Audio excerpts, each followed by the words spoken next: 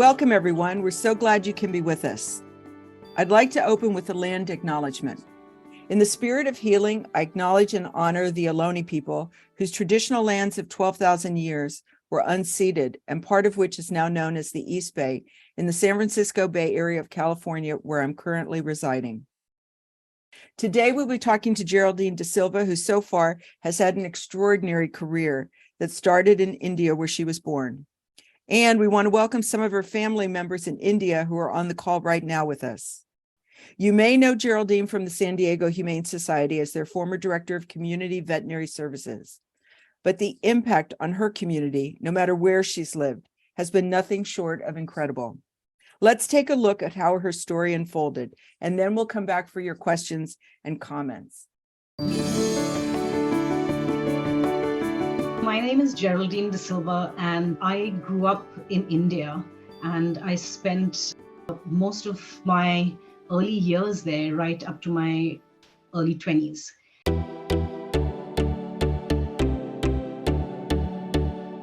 I was the first girl in about 5 generations in my father's family. So I grew up pretty privileged in a way, because in many ways, the biases that people have and presumptions that the girl child isn't really favored was not the case in my family. My parents grew up in very different backgrounds. My father grew up in a hotel. His parents owned a hotel, and so they didn't have an actual house. My mom, on the other hand, grew up in a very, very modest household. They were 14 people living in a one-room house. And sometimes the food that they had was just rice with a little bit of saltfish. And they were a very, very happy family. But from both my parents, I learned a lot. Together, they do a lot for others. My father is a huge animal lover, and my mom does a lot for people. She advocated for all the children of the people that worked for us, and she would go to the schools and represent their parents. My journey has been quite incredible, because I never knew that there was even a profession in the animal welfare industry. And when I was a child in India, I desperately wanted a dog. And the culture in India, especially at the time, was you needed a pure breed dog.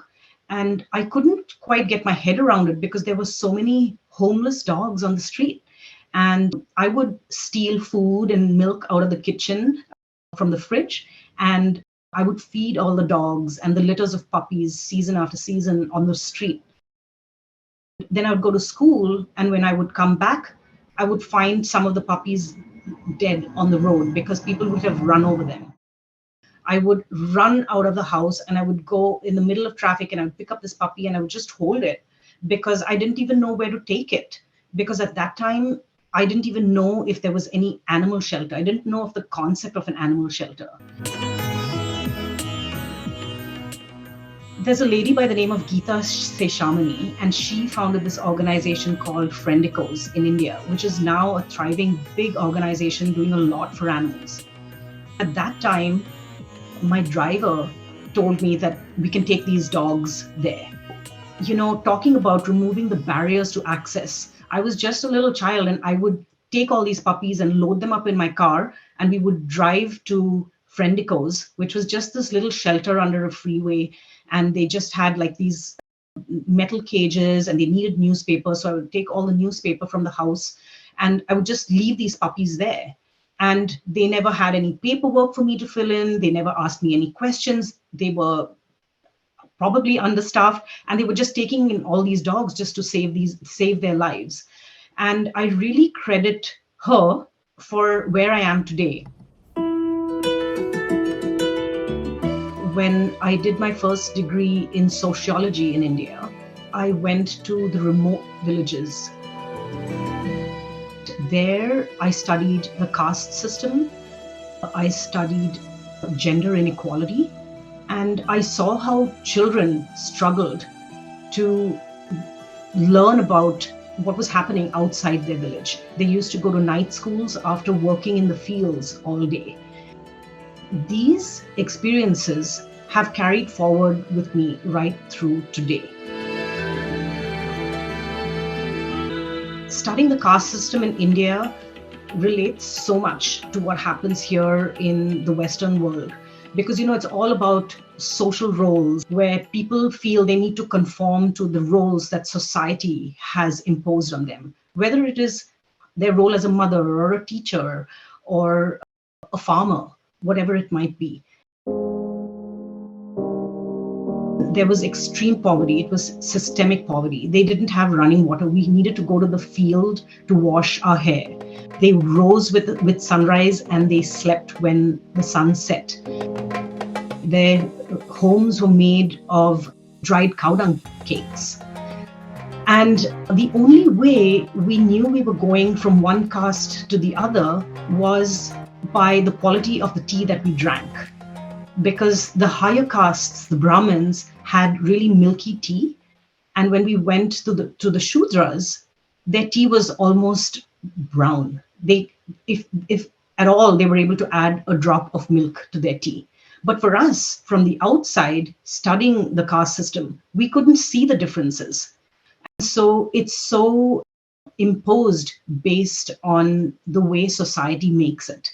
And I found that here in the Western world, we've got classes, and it's not very different, and with the BIPOC people, the BIPOC community, and we talk about the white people and BIPOC, it's all the same because there is discrimination based on what we have created and the barriers that we as humans have created, which is not helping people be equal.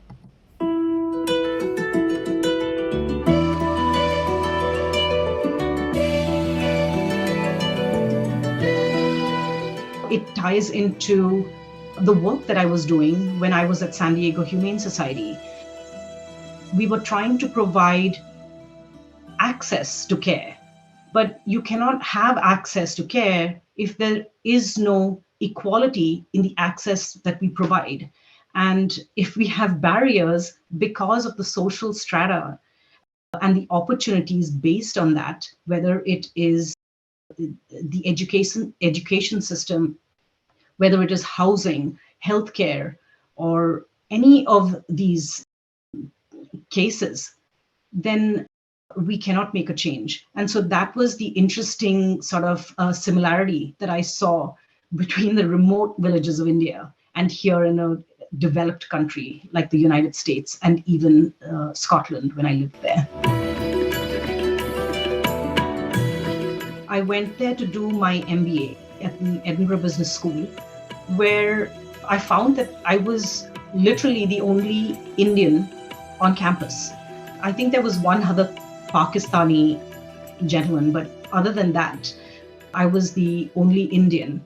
And some of my classmates, who were not talking to me at the time, I later on found out was because they thought that I couldn't speak English. So they didn't know what question to ask me. For me, on the other hand, it was fascinating from the other side, looking at them, looking at me. I found that for me, it was easy to adapt to their culture and to understand their thinking.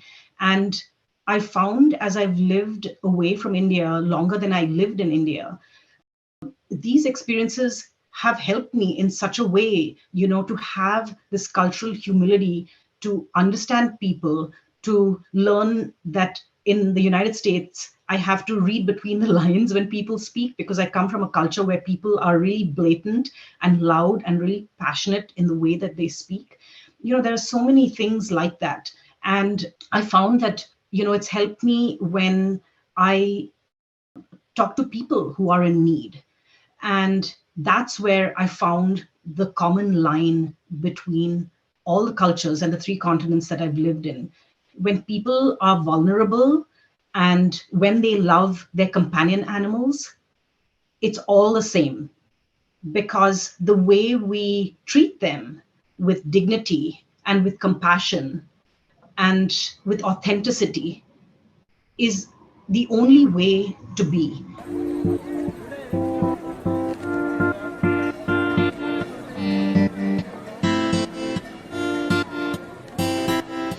So eventually I moved to Santa Cruz because of my then husband's work visa. Once again, I found myself without a job because of the barriers to accessing work in the United States.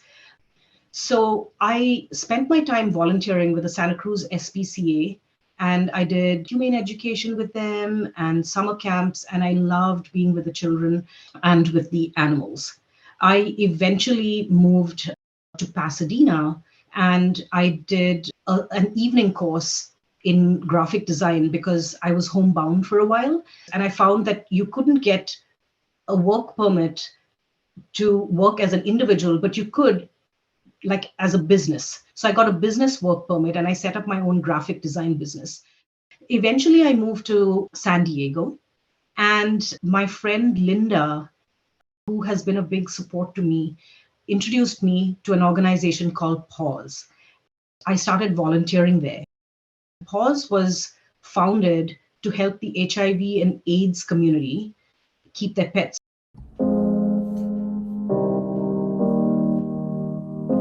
People were isolated and they had no one other than their companion animals.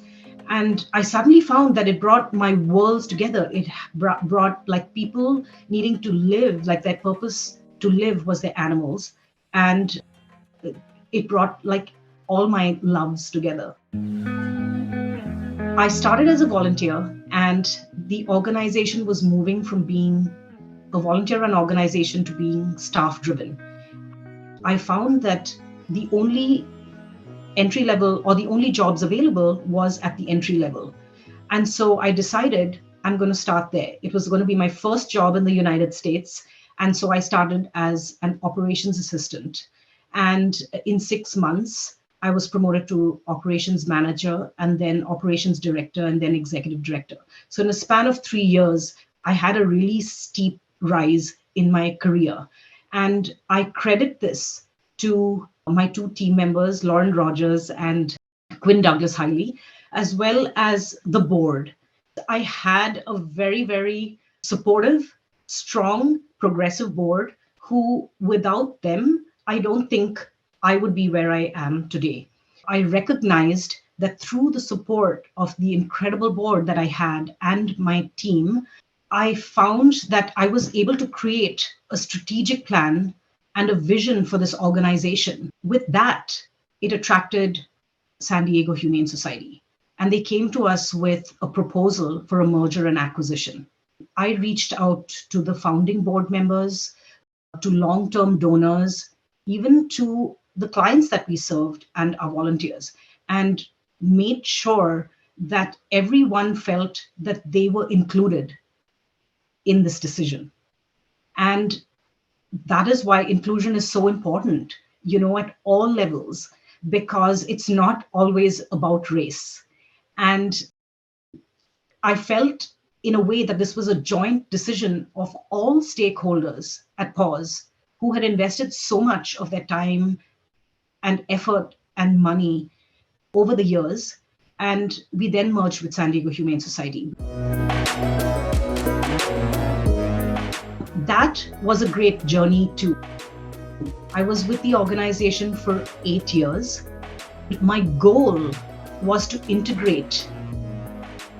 I proposed a strategic shift so that all of the employees, the 600 plus employees, could adopt these safety net proactive services that this small team was doing along with 200 volunteers. It took a while because, it is a cultural shift and it takes time to integrate, it takes time to cross-train, and it takes time to adapt a new way of providing resources and support, from being a shelter to being like a community programming organization is a huge shift. And fortunately, COVID worked in our favor. I was able to create from the ground up a new program which offered mobile clinics as well as a stationary clinic for the community. And this was not in competition with veterinary offices or veterinary clinics, but it was truly to help fill that gap where people were facing a barrier to access. My role was not in animal welfare, it was in human welfare, and we were helping people by helping their pets or their animals. So I think what we want to do is to first share information with the larger audience, with people in under-resourced areas. We need to invite these children to our campuses, provide them with this access, provide bilingual training. We need to get into the schools to share information. We need to get our veterinary directors and our veterinary technicians so they can imagine themselves in those positions. Because if they've never been to a vet, they don't even know what animal welfare is. They get their animals from their neighbors or their friends. So when they hear it firsthand, they can start building their vision and start dreaming about what they could do. It doesn't have to be animal welfare anymore. We need to break the barriers. We need to build these bridges between human and animal welfare so that we can create new roles. So it's not an animal care person or an adoptions counselor. It can be someone who's in between. And I can't wait to see what new roles are created. When you think about the fact that people's circumstances can change at any time, we can have donors that can become homeless. And we've had people who've experienced homelessness who've become major donors. And I know these people. We are not better than anyone, and nothing is permanent. And we need to recognize that people need support and they need recognition of their story in that moment in time, because that's when they need our attention and our support and the dignity that they deserve in that moment. Geraldine, thank you so much. That was so incredible. A friend of mine who's on this call, Monica Neal, shared with me in an email sort of her mantra, one that she repeats often to her board and to others, and that is, to help animals more effectively, we have to work with people differently. And Geraldine, I think your life story really epitomizes the truth of that simple statement. And I just want to thank you on behalf of everybody on this call and everybody that has benefited from the amazing programs that you have put together in San Diego and even before. So thank you so much. So I'm going to start us off with some questions. I just love how you were making decisions about your career. Every time you were faced with an obstacle, you managed to pivot and make it into a real benefit and an opportunity for you. There were definitely no challenges. It was all opportunities for you. So what advice would you have for people that want to work in the animal well-being field today?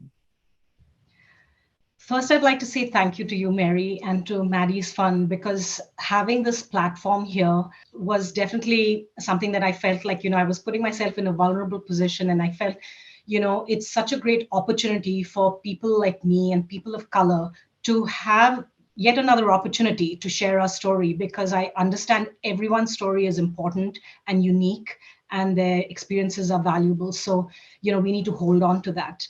In terms of what you said about opportunities, I've also had challenges, but I think I've kind of turned them on, turned them around into opportunities, because that's just the way I am. I like to be optimistic and positive and have a laugh along the way. But, what I would say in terms of where people want to go in animal welfare, I've had the privilege of having, an education that my parents were able to offer me. And I feel grateful for that, because it certainly set me up for success. I feel it helped me when I had a gap in my career and I wanted to start from the ground up. They certainly looked at the fact that I had 2 degrees. However, I acknowledge and recognize that not everybody has equal access to resources. But that shouldn't discourage anyone, because our experiences are something that you cannot learn at school or in a book, and we need to value those experiences and bring those to the forefront. And there are so many people that can succeed and lead who have not had a formal education. So I really would love to encourage people to stay focused on their passion, because that's really like what's going to take us forward, whether it's in animal welfare or beyond. Thank you, Geraldine. So some of your family members have joined us today from India, and I want to thank them because, as Geraldine told me before, it's a 12-hour difference. So while we're in the middle of our day, you definitely are in the middle of your night, if not morning. So thank you for joining us. Welcome. So have you taken your daughter Kiana to India? And if you have, what of the experiences, can you just share a little bit with us what that was like? Yes, of course. So I adopted my daughter here in the United States, and she is not Indian. So she doesn't look like me. She's Cuban, Spanish, and Mexican. And so she's lighter skinned. So when I first took her to India, not only was she chubby, but also she was lighter skinned. And in India, they love lighter skinned people. So her first experiences in India were almost like telling people, please don't touch me, because strangers would come up to her and want to pinch her cheeks. But, in all seriousness, I've literally experienced India through a different perspective, through her eyes, because I've seen how she has understood systemic poverty. Because when I first took her to India, and we were at a traffic light and someone came up to us with a begging bowl, she helped herself to the coins in their bowl. And they were so generous, they just let her have it. And I asked her to put the coins back, and she said, no, Mama, they're sharing with me. And the next time when I took her back to India and she saw, naked children, like, who were homeless, living under a freeway, going to the bathroom outside, I could literally see the shift in the way she understood it. And she understood that there were no public restrooms there for them, and they were living out there in the cold. And, I feel that is exactly why true life experiences are important and more valuable than anything, because I know that that's stuck with her, and she understands, opportunities and privileges versus those that don't have that. Thank you so much for sharing that, Geraldine. I think one of the strengths that you bring, among many strengths that you bring to our movement, is the fact that you have had such an international perspective to animal issues and the work that you've done and the people that you've encountered. Could you talk a little bit more about that? Because I think we tend to think that the only solutions that would really work are those that have made in the USA stamped on those. But I think what you have shown us today is the fact that there are many, many different kinds of solutions, even though the problems may be similar. Yes, thanks for that, Mary. I feel like my experiences have taught me that, not everything is tied to a dollar amount. It's all about being creative and resourceful.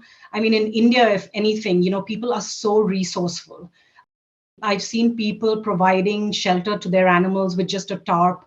And, I just feel, again, with COVID, it's kind of brought everyone on an even platform. We've seen that, if we work together, not just within our industry, but across sectors, we can provide better long-term solutions. And I think that is really like what we should look to right now. Instead of creating divides between sectors, that we are animal welfare or human welfare, it's all about like one welfare, because we're all interconnected. Our stories are intertwined. We cannot help animals unless we help people. And historically, we found that people in animal welfare want to work only with animals, but we as humans are all connected to these animals. So we have to be able to change that perspective so that we can help people to help animals. So, Geraldine, you sort of blew my mind when you were talking about the caste system that you encountered in the rural areas, and really being able to understand the differences based on the color of the tea, that was mind-blowing to me, because here's this elaborate system that comes down to whether your tea is brown or has a little bit of milk in it. And it really sort of brought home to me the fact that so much of the judgments and the biases that we hold are based on someone's skin color again. And so it literally, my mind is blown. I'm just going to put it out there. So talking to us a little bit more about the fact that, we really need to do more to situate people in the middle of the work that we do and not on the outside of the work that we do. Yeah, absolutely. I think that definitely stuck with me in terms of, the perspectives that are created and the biases, because when we were walking through the villages, there were no physical boundaries, so we were just like going from one home to the next. And in the same way here, when we're dealing with people who are from diverse backgrounds, for example, everyone has their own sort of cultural experience that they bring to the table. So some people might be from backgrounds where, men have a stronger voice, or women are more deferent.